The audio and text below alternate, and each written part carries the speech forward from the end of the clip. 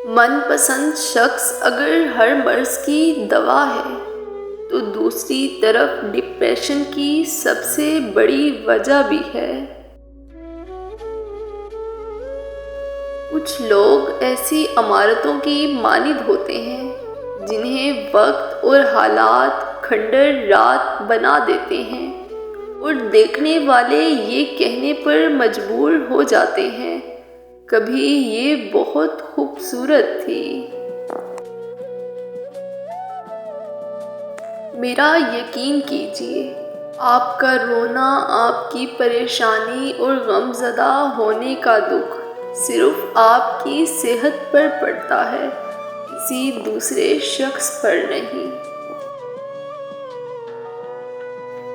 ये तो यूं ही हुलिया बिगाड़े फिरती हूँ, संवारने पर आऊं तो कयामत लगती हूँ।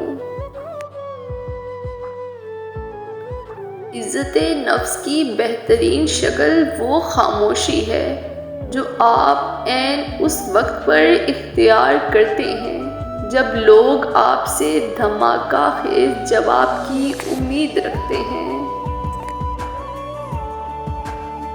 किसी ने कम ज़र्फ़ तो किसी ने आला ज़र्फ़ जाना मुझे, जिसका जितना ज़र्फ़ था उसने उतना ही पहचाना मुझे।